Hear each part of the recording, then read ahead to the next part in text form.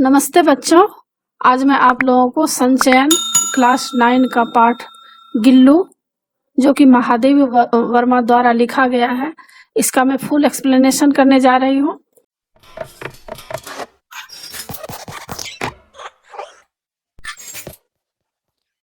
बच्चों, क्लास 9 और क्लास 10 क्षितिज, कृतिका, स्पर्श, संचयन, इन सभी पुस्तकों के सारे चैप्टर्स का इम्पोर्टेंट क्वेश्चन एंड आंसर का पीडीएफ को डाउनलोड करने के लिए और क्लास 9 और क्लास 10 का टेक्स्ट बुक का पीडीएफ फाइल डाउनलोड करने के लिए आप इस वीडियो के डिस्क्रिप्शन में दिए गए प्रोसेस को फॉलो करके आसानी से पीडीएफ फाइल डाउनलोड कर सकते हैं। अगर आपके पास टेक्स्ट बुक और इम्पोर्टेंट नोट्स नहीं है तो आप इस पीडीएफ फाइल को डाउनलोड करके आसानी से पढ़ाई कर सकते हैं और अच्छे मार्क्स ला सकते हैं। और इससे मैं पहले क्लास 9, क्लास 10, कृतिका, क्षितिज, स्पर्श, संचयन, इसका मैं सारा वीडियो बना चुकी हूँ। फुल एक्सप्लेनेशन, समरी और क्वेश्चन आंसर और व्याकरण का भी बहुत सारा मैं आसान रूप से वीडियो बनाई हूँ। उन सबको देखने के लिए आप ऊपर दिए गए आई बटन पर क्लिक करके देख सकते हैं, या नीचे दिए गए डिस्क्रिप्शन बॉक्स में देख सकते हैं, या प्लेलिस्ट में जाकर देख सकते हैं। और इससे पहले भी मैं गिल्लू चैप्टर का एक्सप्लेनेशन कर चुकी हूँ, लेकिन यह मैं स्क्रीन पे आप लोगों को पढ़ा रही हूँ ताकि आप लोगों को किसी भी तरह की परेशानी नहीं हो। और बच्चों, आप जो भी चैप्टर पढ़ना चाहते हैं उस चैप्टर का नाम लिखकर उसके आगे मेरे चैनल का नाम लिखिए, देवजनागरी, DEVZ स्पेस देकर NAGRI, और यूट्यूब पर सर्च कीजिए, आपको वह चैप्टर आसानी से मिल जाएगा और आप आसानी से पढ़ सकेंगे। और बच्चों, अभी मैं आप लोगों को गिल्लू पढ़ाने जा रही हूँ। इस पाठ में लेखिका ने एक छोटे से जीव गिलहरी के विभिन्न क्रियाकलापों, यानी किस तरह वह लेखिका के साथ खेलता था, उनके थाली में बैठकर खाना खाता था, पर्दे के चुन्नट पर छिपकर खेलता था, लेखिका जब एक बार बीमार हुई तो किस तरह वह तकिए के पास बैठकर अपने नन्हे नन्हे पंजों से लेखिका के माथे और बाल को सहलाया करता था, लेखिका के बगीचे में गिलहरी के झुंडों का नेता बन जाता था। इन सारी बातों का लेखिका ने बहुत ही सुंदर ढंग से इस पाठ में वर्णन किया है। लेखिका ने इस पाठ के द्वारा हमें संदेश दिया है कि हमें पशु पक्षियों से प्रेम करना चाहिए। आइए पाठ शुरू करते हैं। लेखिका बताती हैं कि सोनजूही में आज एक पीली कली लगी हुई है। सोनजूही क्या होता है? फूल का एक प्रकार जो पीला होता है, पीले रंग का होता है सोनजूही। तो सोनजूही में आज क्या है? एक पीली कली लगी हुई है। फूल की जो सबसे पहले का शुरुआत कली होता है और कली से फिर फूल बनती है। तो आज क्या हुआ है? एक पीली सी कली उसमें लगी हुई है। इसे देखकर अनायास मतलब अचानक ही उस छोटे जीव का स्मरण हो आया जो इस लता की सघन हरितिमा में छिप कर बैठता था। अब लेखिका को गिलहरी की याद आ जाती है, उस छोटे से जीव गिलहरी की याद आ जाती है जो इसी लता मतलब इसी पेड़ की सघन हरियाली में छिपकर बैठता था और फिर मेरे निकट पहुंचते ही कंधे पर कूद कर मुझे चौंका देता था। और अचानक से क्या करता था? पहले तो छिप जाता था और फिर धीरे से आकर लेखिका के कंधे पर अचानक से उनको चौंका देता था। तब मुझे कली की खोज रहती थी, यानी उस समय लेखिका फूल की कली को देखने जाती थी, पर आज उस लघु प्राणी की खोज है।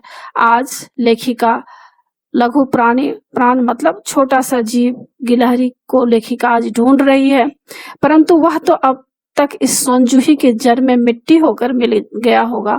और लेखिका यह सब बात बता रही है, सोच रही है, और यह भी सोच रही है कि वह जो गिलहरी था उसको सोनजूही की जड़ में ही दफना दिया गया था, तो वह तो अब मिट्टी बन गया होगा। तो यह सब विचार लेखिका के मन में आ रहा है, क्योंकि लेखिका बचपन से ही उस घायल गिलहरी को किस तरह पाली थी, किस तरह उसको बड़े की थी, तो पूरा उनका ख्याल भी रखती थी। तो आज उनको अचानक से गिलहरी की याद आ रही है। कौन जाने स्वर्णिम कली के बहाने वही मुझे चौंकाने ऊपर आ गया हो। और लेखिका को लग रहा है कि लेखिका जब वहां सोनजूही के कली प्लांट के पास पहुंचती है तो वहां जो सोने के रंग की पीली कली को देखती है तो सोचती है कि हो सकता है यही गिलहरी जो है पीली कली के रूप में, फूल के रूप में मुझे चौंकाने के लिए ऊपर आ गया हो, जैसा कि पहले उनको चौंकाया करता था। परंतु वह तो अब तक इस सोनजूही की जड़ में मिट्टी होकर मिल गया होगा। अब आगे लेखिका कह रही हैं कि अचानक एक दिन सवेरे कमरे से बरामदे में आकर मैंने देखा 2 कौवे एक गमले के चारों ओर चोंचों से छुआ-छुआवल जैसा खेल खेल रहा है।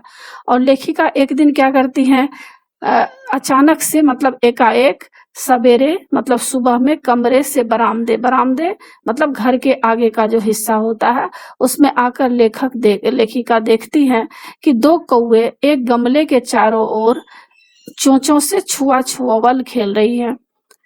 क्योंकि लेखिका वहां फूल के लिए बहुत सारे गमले रखी हुई थी, तो वहां क्या करता था, कौवे बैठ गया था और चुपके से कभी छुप जाता था, कभी छूकर वहां से भाग जाता था। छुपना या फिर छूना आकर इस तरह छुआ-छुआवल जैसा खेल खेल रहे थे। यह काकभुसुंडी भी विचित्र पक्षी है। अब लेखिका यहाँ कह रही है कि यह काकभुसुंडी कौवे को कहा जाता है।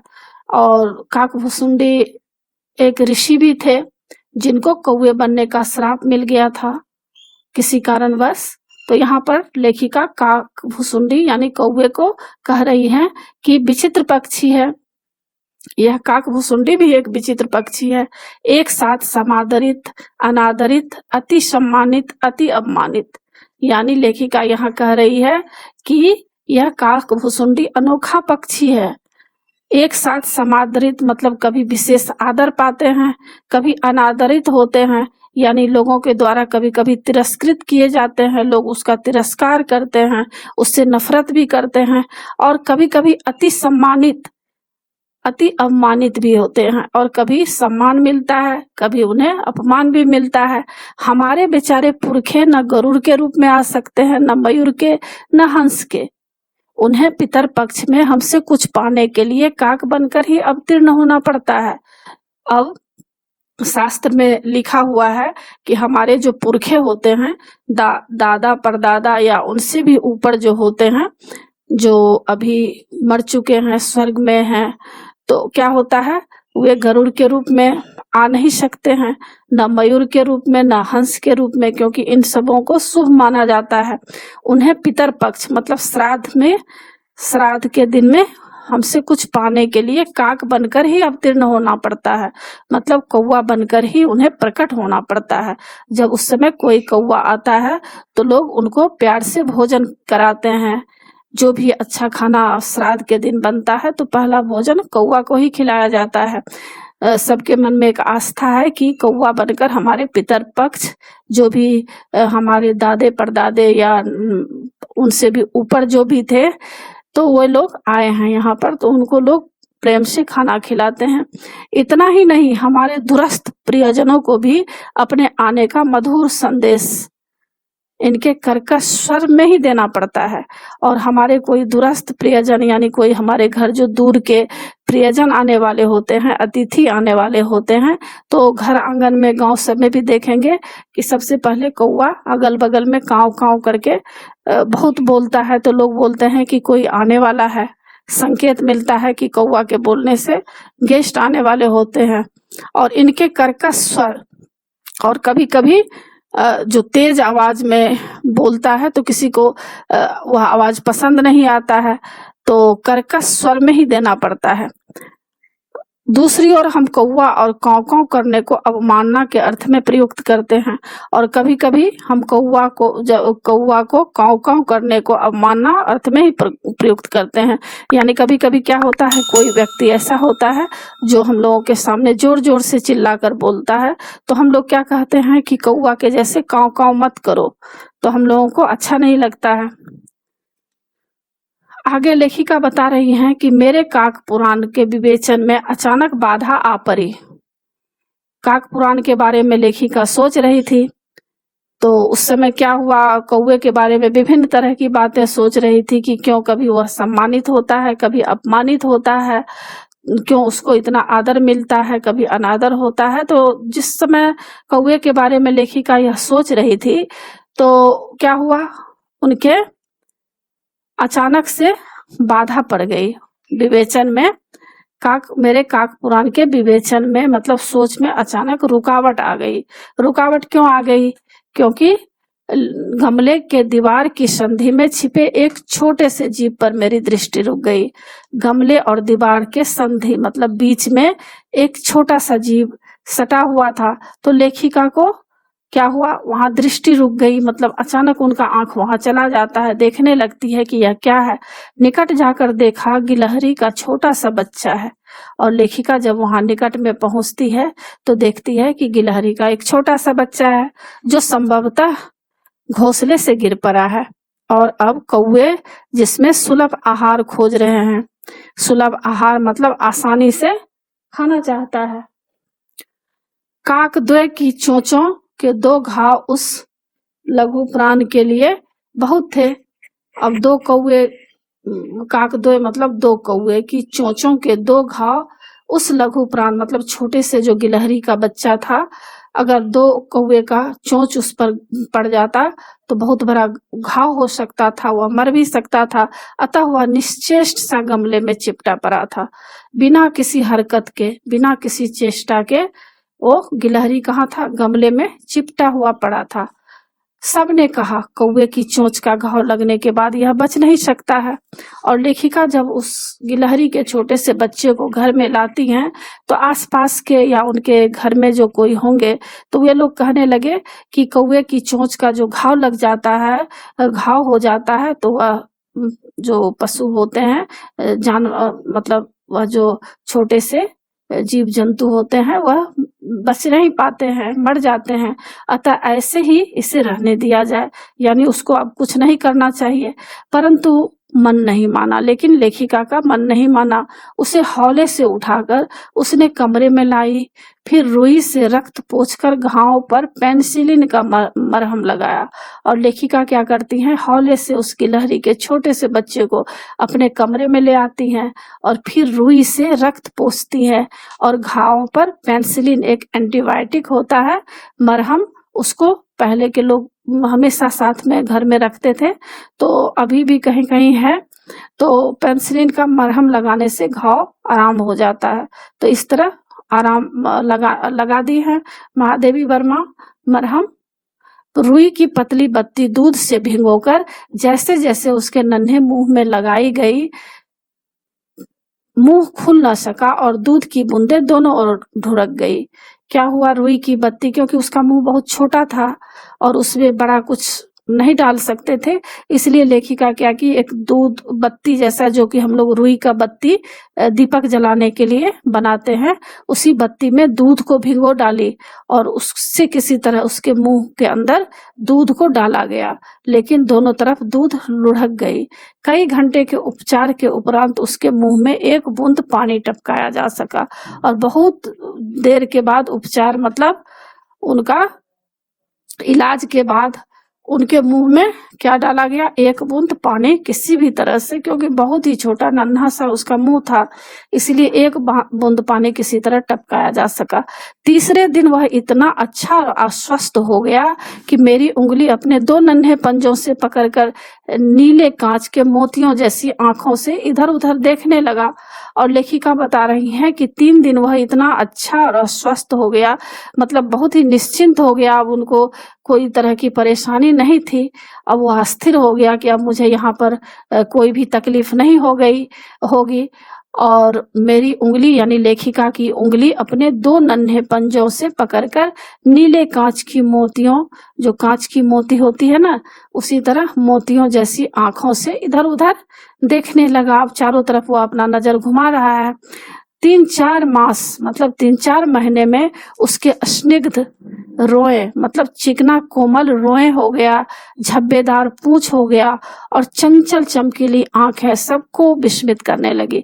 अब इतना अच्छा सुंदर वह बन गया, बहुत ही सुंदर उसका कोमल पंख बन गया, पूंछ बन गया, झब्बेदार पूंछ, और बहुत ही सॉफ्ट था, और उसकी नीली आंखें बहुत ही अच्छा दिखने लगा। नीले कांच की मोतियों जैसी आंखें सबको विस्मित करने लगा, मतलब सबको आश्चर्यचकित कर देता था कि कितना सुंदर एक हो गया है। हमने उसकी जातिवाचक संज्ञा को व्यक्तिवाचक नाम रूप दे दिया। अब लेखिका कहती है कि लेखिका उनकी जातिवाचक, क्योंकि जातिवाचक की गिलहरी जाति का यह था, तो लेखिका व्यक्तिवाचक नाम दे दी, मतलब आदमी के जैसा नाम, उसका नाम दे दिया और इस प्रकार हम उसे गिल्लू कहकर बुलाने लगे। लेखिका उस छोटे से जीव को गिलहरी को गिल्लू कहकर बुलाने लगी। मैंने फूल रखने की एक हल्की डलिया में रुई बिछाकर उसे तार से खिड़की पर लटका दिया। और लेखिका क्या की, फूल रखने की जो एक बांस की डलिया होती है, पहले के जमाने में लोग डलिया में फूल चुनकर भगवान को चढ़ाने के लिए अगल बगल से इसी डलिया में फूल लाते थे। तो लेखिका क्या की, बांस की जो एक फूल रखने की डलिया होती है उसमें रुई बिछाकर उसे तार से खिड़की पर लटका दी। वही 2 वर्ष गिल्लू का घर रहा। वह स्वयं हिलाकर अपने घर में झूलता और अपनी कांच के मनकोसी आंखों से कमरे के भीतर और खिड़की के बाहर ना जाने क्या क्या देखता समझता रहता था। और इस तरह चारों तरफ उस झूले में बैठकर जो है गिल्लू इधर उधर देखते रहता था, परंतु उसकी समझदारी और कार्यकलाप पर सबको आश्चर्य होता था, क्योंकि बहुत ही समझदार था। उसका क्रियाकलाप देखकर सबको आश्चर्य होता था। जब मैं लिखने बैठती तब अपनी ओर मेरा ध्यान आकर्षित करने की उसे इतनी तीव्र इच्छा होती थी कि उसने एक अच्छा उपाय खोज निकाला था।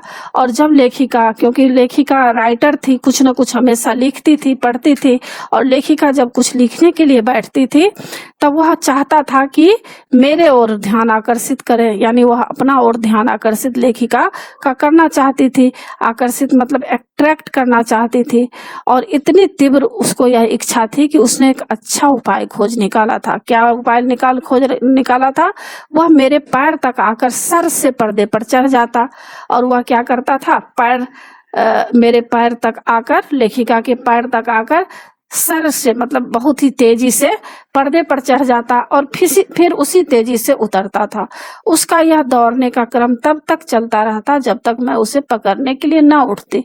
और इस तरह वह चाहता था कि लेखिका उससे प्रेम करे, प्यार करे, उससे बातचीत करे, इसलिए वह लेखिका का ध्यान भटकाना चाहता था। और लेखिका उठकर उसको पकड़ती थी, प्यार करती थी। कभी मैं गिल्लू को पकड़कर एक लंबे लिफाफे में इस प्रकार रख देती कि उसके अगले 2 पंजों और सिर के अतिरिक्त सारा लघुगात लिफाफे के भीतर ही बंद रहता था। और लेखिका कभी क्या करती थी, गिल्लू को पकड़कर एक लंबे लिफाफे, एक इन्वेलप होता है लिफाफे, उसमें रख देती थी, और इस प्रकार रख देती थी कि उसका सर और 2 पंजे बाहर रहता था और बाकी जो उसका छाती के नीचे का जो भी पार्ट होता था वह उसी लिफाफे के अंदर रहता था, लिफाफे के भीतर बंद रहता। इस अद्भुत स्थिति में कभी कभी घंटों मेज पर दीवार के सहारे खड़ा रहकर वह अपनी चमकीली आंखों से मेरा कार्यकलाप को देखता रहता था।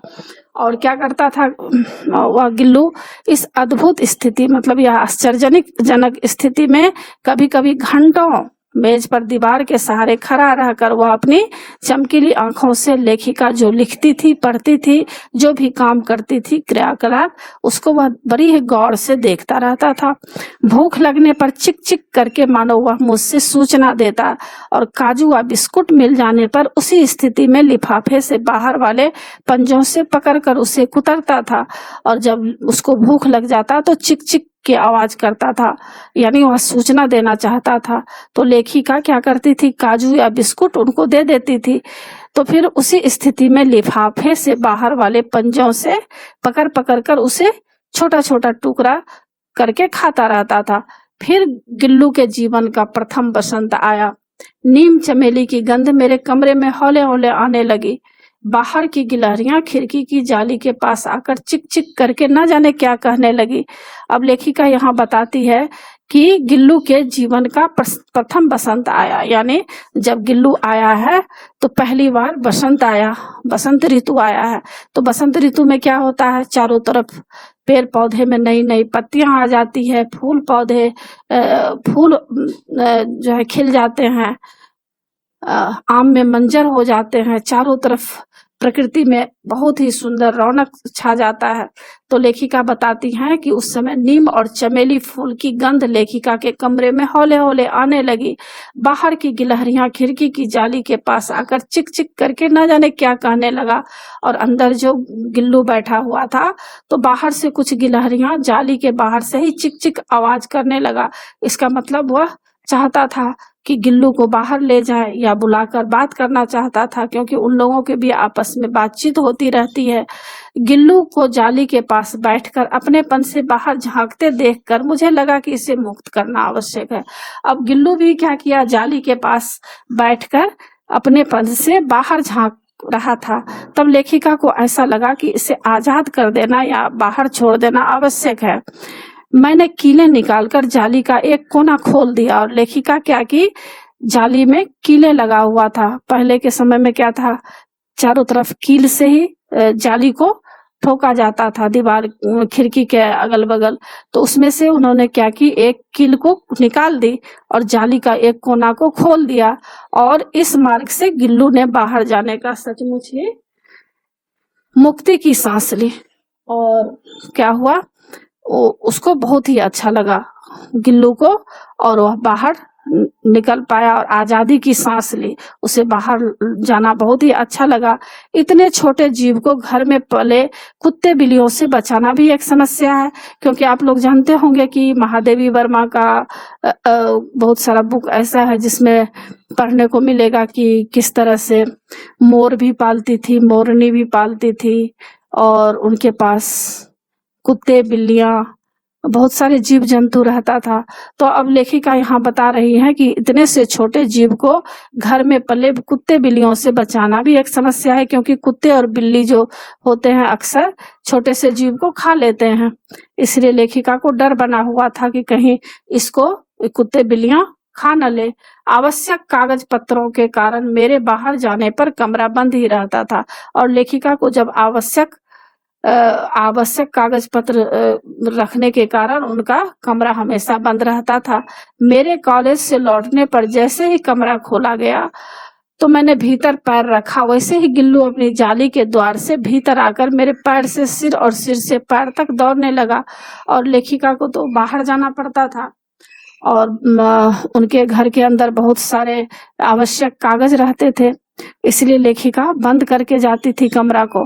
और जब कॉलेज से लौटती थी और कमरा को खोलती थी, वैसे ही गिलहरी दौड़ते हुए लेखिका के पास पहुंच जाता था और सिर से पैर और पैर से सिर तक दौड़ने लगता था।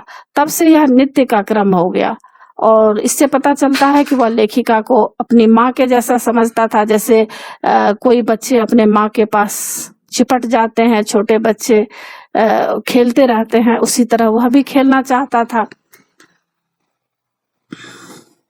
आगे लेखिका बताती हैं, यहाँ आप लोग देख सकते हैं कि किस तरह गिलहरी का बच्चा टेबल पे बैठ करके महादेवी वर्मा के साथ खा रहा है। आगे लेखिका बताती हैं कि मेरे कमरे से बाहर जाने पर गिल्लू भी खिड़की की खुली जाली की राह बाहर चला जाता, और लेखिका के कमरे से बाहर जाने पर जब लेखिका कमरे से बाहर जाती थी तब गिल्लू को भी पता चल गया था। तो वह भी क्या करता था, खिड़की की खुली जाली की राह से वह भी बाहर चला जाता और दिन भर गिलहरियों के झुंड का नेता बना रहता, उछलता कूदता रहता, और ठीक 4 बजे वह खिड़की के भीतर आकर अपने झूले में झूलने लगता, क्योंकि वह समझ जाता था कि 4 बजे लेखिका घर में पहुंच जाती हैं। तो ठीक 4 बजे वह अपने झूले में आकर झूलने लगता था।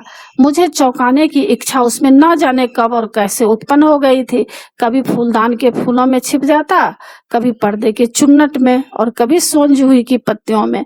यानी लेखिका को हमेशा चौंकाना चाहता था, उसको यह करना अच्छा लगता था। फूलदानों में कभी छुप जाता था, कभी पर्दों के चुन्नट जो सलवटे होते हैं पर्दे के, उसमें जाकर छुप जाता था, और कभी सोनजूही के पत्तियों में। तो इस तरह लेखिका ढूंढती फिरती होंगी, और यह करना गिल्लू को अच्छा लगता था।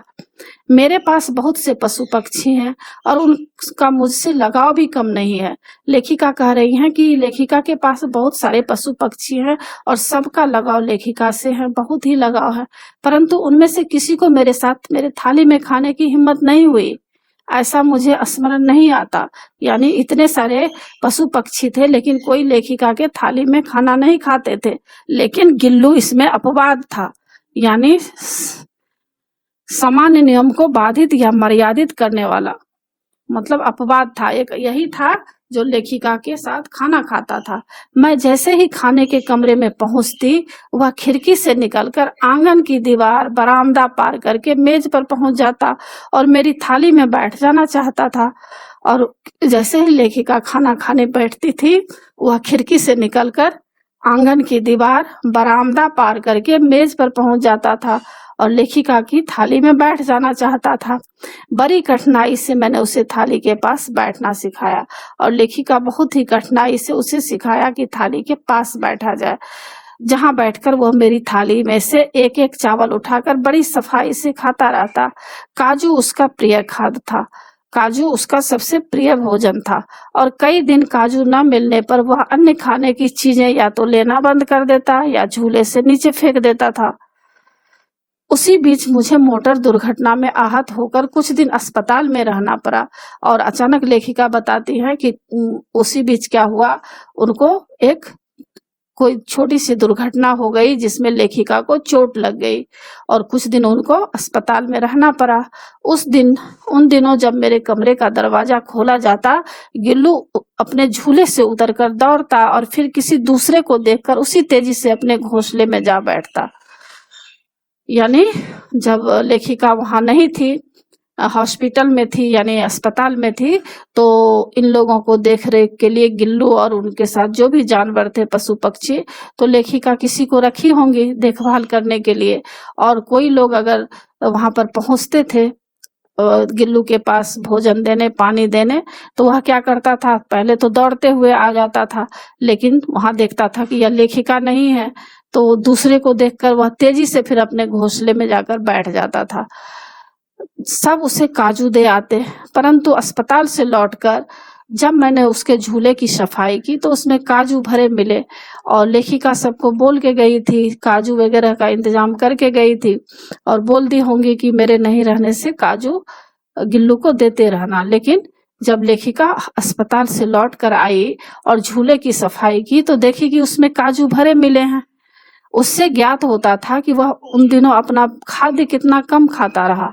यानी इससे पता चलता है कि लेखिका के नहीं रहने से उसका मन उदास हो गया था। वह लेखिका के बारे में चिंता करता होगा, कहाँ है, कहाँ गई है, क्या हो गया, क्योंकि कोई भी जीव जंतु भी जो होते हैं उसके अंदर भी एक वेव से पता कर लेता है। अगर किसी को तबीयत खराब होता है तो उसके अंदर एक वेव चला जाता है, अगर कोई स्वस्थ रहता है तभी भी उसे अंदाजा मिल जाता है। तो इस तरह गिल्लू को अंदाजा हो गया था कि उनकी जो माँ रूपी जो लेखिका है, माँ के जैसी लेखिका आज बीमार पड़ गई हैं। तो वह खाना खाया ही नहीं था और बहुत ही कम खाया।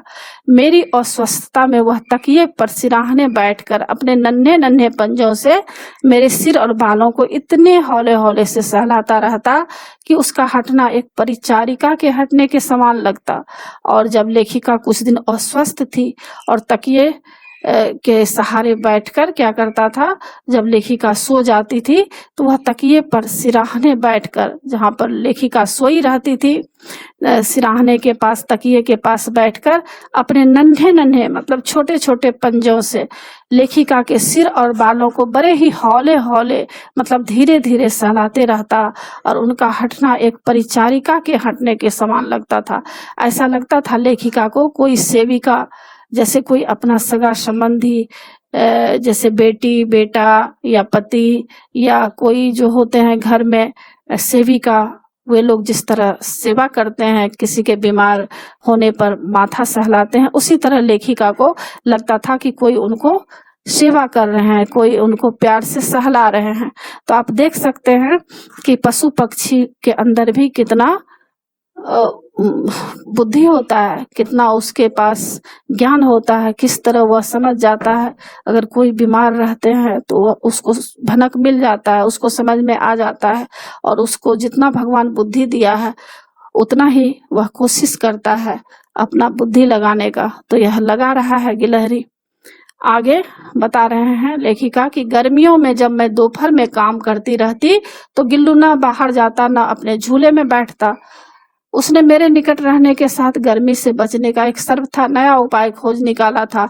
वह मेरे पास रखी सुराही पर लेट जाता और इस प्रकार समीप भी रहता और ठंडक भी रहता।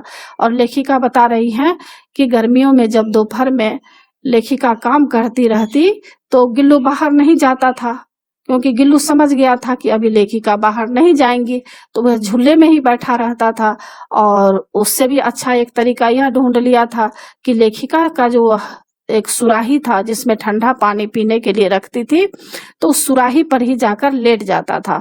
तो इससे क्या होता था, उसको ठंडक भी लगती थी, क्योंकि सुराही में ठंडा पानी हो जाता है। मिट्टी का एक पॉट होता है जिसमें गर्मी के समय में लोग सुराही घड़ा बोलते हैं, उसमें लोग पानी भी रखते हैं, तो उसी पर जाकर लेट जाता था। और इस तरह लेखिका के पास रहने का उसको मौका भी मिल जाता था, क्योंकि जैसे बच्चे को अपने माँ के पास बैठकर प्यार मिलता है, चाहता है कि माँ मेरे पास बैठे रहे, और इसी तरह गिल्लू भी चाहता था कि वहां लेटे लेटे अपनी माँ का दीदार भी करते रहे और ठंडक भी मिलता रहे। तो इस तरह देख सकते हैं कि गिल्लू के अंदर कितना जो है ज्ञान था, कितना बुद्धि था। गिलहरियों के जीवन की अवधि 2 वर्ष से अधिक नहीं होती है। हम लोग जानते हैं कि गिलहरियां जो है केवल उसका आयु जो है सिर्फ 2 साल रहता है। अतः गिल्लू की जीवन यात्रा का अंत आ ही गया। अब लेखिका बता रही है कि अब गिल्लू के जीवन का अंत आने वाला है, क्योंकि 2 साल अब पूरा होने वाला है। दिन भर उसने कुछ नहीं खाया। जब गिल्लू का जिस दिन मौत होने वाला था उसके बारे में लेखिका बता रही हैं कि दिन भर गिल्लू कुछ भी ना खाया। रात के अंत की यातना में भी वह अपने झूले से उतरकर मेरे बिस्तर पर आया। और अंत की यातना मतलब क्या होता है, जब आदमी की मृत्यु समीप आती है, मृत्यु आने लगती है, तो कहा गया है, लोगों ने बहुत सारे अनुभव भी किए हैं कि मृत्यु के समय बहुत ही पीड़ा होता है, कष्ट होता है। तो इस तरह उसको कुछ कष्ट होता होगा, कुछ बेचैनी होता होगा। तो वह क्या किया, गिल्लू जिस सुबह को उसको गुजरना था, मतलब मरता उससे, रात में वो क्या किया, झूले से नीचे आ गया और लेखिका के बिस्तर पर आया और ठंडे पंजों से मेरी वह उंगली पकड़कर हाथ से चिपक गया। अब क्या किया, उसका हाथ जो था ठंडा था, उसका पंजा ठंडा हो गया था। पंजा ठंडा इसलिए हुआ था कि जब किसी की मृत्यु होने लगती है तो धीरे धीरे उसके हाथ पैर ठंडे होने लगते हैं। तो वह क्या किया, लेखिका का उंगली पकड़ लिया और हाथ से चिपक गया, जिसे उसने अपने बचपन की मरणासन स्थिति में पकड़ा था। अब लेखिका यहाँ कह रही हैं कि जब एक बार ऐसा घटना हुआ था, कि शुरू की घटना लेखिका बता रही हैं कि जब एक बार वह गिलहरी का बच्चा गमले के पास गिर गया था और कौवा उसको सुलभ आहार लेना चाहता था, उसकी मृत्यु होने वाली थी, मरणासन स्थिति में थी, मतलब मरने वाला था। उस समय लेखिका उसको पकड़कर घर में लाई थी और उपचार की थी। कई तरह के इलाज के बाद, देखरेख के बाद वह स्वस्थ हुआ था। तो उस समय जैसे हाथ से चिपक गया था, उसी तरह लेखिका के हाथ से आज भी वह चिपक गया है। पंजे इतने ठंडे हो गए थे कि मैंने जागकर हीटर जलाया और उसे उष्णता देने का प्रयत्न किया। पंजा मतलब उसके जो हाथ पैर है इतने ठंडे, मतलब बहुत ही ठंडा हो गया था। लेखिका डर गई। उन्होंने क्या किया, हीटर जलाया। हीटर जो एक चूल्हा होता है, इलेक्ट्रिक चूल्हा, उसको जलाया और उसे उष्णता मतलब गर्मी देने के लिए उसको सेकने का काम करने का प्रयास की कि किसी तरह इसका हाथ पैर में गर्मी आ जाए। परंतु प्रभात की प्रथम किरण के स्पर्श के साथ ही वह किसी और जीवन के जागने के लिए सो गया। लेकिन ऐसा नहीं हुआ। क्या हुआ, जैसे ही सुबह हुई, सुबह के सूरज निकलने के साथ ही वह किसी और जीवन में जागने के लिए सो गया, यानी उसकी मृत्यु हो गई। और किसी और जीवन में जागने के लिए, जैसे कि हम लोग जानते हैं ना कि पुनर्जन्म होता है। यह जो आत्मा है, हमारी जो आत्मा होती है, हम सबकी आत्मा, चाहे जीव जंतु हो, पशु पक्षी हो, सबकी आत्मा कभी मरती नहीं है। आत्मा क्या होता है, दूसरे जन्म में उसका दूसरा जन्म हो जाता है। तो इसीलिए लेखिका कह रही हैं कि वह किसी और जीवन में जागने के लिए सो गया, यानी उसका और कहीं जन्म हो गया और अभी इसकी मृत्यु हो गई है। उसका झूला उतार कर रख दिया गया है और खिड़की की जाली बंद कर दी गई है। अब लेखिका क्या की है, अब तो गिल्लू है नहीं, इसलिए जो झूला प्यार से वहां बांध कर रखी थी उसको भी निकाल दी है और खिड़की की जाली को भी बंद कर दी है। परंतु गिलहरियों की नई पीढ़ी, जो छोटे छोटे गिलहरी है, वो जाली के पीछे, जाली के उस पार चिक चिक करती ही रहती है और सोन जूही पर बसंत आता ही रहता है। और सोन जूही का जो लता है उस पर वसंत आता ही रहता है, यानी उस पर फूल खिलते ही रहते हैं। सोन जूही की लता के नीचे गिल्लू को समाधि दे दी गई। और सोन जूही, आप लोगों को मालूम ही होगा कि सोन जूही से गिल्लू को सोन जूही की लता बहुत ही पसंद था, उसमें छिप जाता था, खेलता था। तो इसीलिए लेखिका को लगा कि यहाँ पर ही गिल्लू को दफना दिया जाए। क्या होता है, जब कोई भी जीव जंतु मरते हैं तो उसको मिट्टी के नीचे दफना दिया जाता है, दबा दिया जाता है। तो इस तरह सोन जूही की लता के नीचे गिल्लू को दफना दिया गया। इसलिए भी कि उसे वह लता सबसे प्रिय थी, इसलिए भी कि उस लघुगात मतलब छोटे से जीव का किसी वासंती दिन जूही की पिताब, मतलब जूही की पिताब का मतलब हुआ, जूही की पिताब मतलब पीले रंग का फूल खिल जाने का विश्वास मुझे संतोष देता है। यहाँ पर लेखिका कह रही हैं कि इसलिए भी उस लघुगात मतलब छोटे से जीव का वासंती दिन मतलब बसंत ऋतु के दिन में जूही की जो के पिताब मतलब पीले फूल खिलते हैं, तो उनको ऐसा विश्वास होता है कि वही गिल्लू पीले फूल बनकर आ गए हैं। तो लेखिका को यह संतोष होता है, जब जब उस सोन जूही की लता में पीली फूल खिल जाती है तो लेखिका के दिल में संतुष्टि होता है कि गिल्लू फूल बनकर आया है। तो यही था पाठ बच्चों, आप लोग इसको पढ़कर समझ में आ गया होगा कि लेखिका को पशु पक्षियों के प्रति कितना प्रेम था और कितना उसका देख रेख की है। तो इस पाठ से यही संदेश मिलता है कि हम लोगों को भी पशु पक्षियों से प्रेम करना चाहिए और उसकी भाषा को समझना चाहिए, क्योंकि उसके अंदर भी आत्मा होती है। अगर हम उससे प्रेम करेंगे तो वह भी हमें प्रेम देगा। उसके पास भी सोचने की, समझने की शक्ति होती है, केवल वह बोल नहीं पाता है। तो इस तरह हमें इस मूक प्राणी के प्रति भी प्रेम की भावना रखनी चाहिए। तो आशा है बच्चों आप लोगों को पाठ समझ में आ गया होगा। और बच्चों आप मेरे चैनल देवजी नागरी को जरूर सब्सक्राइब कीजिएगा और सब्सक्राइब के बगल में जो बेल आइकन बटन है उसे जरूर क्लिक कीजिएगा, लाइक कीजिएगा और शेयर कीजिएगा। कमेंट्स जरूर कीजिएगा कि आपको यह पाठ कैसा लगा। नए पाठ के साथ फिर मैं मिलूंगी बच्चों। धन्यवाद।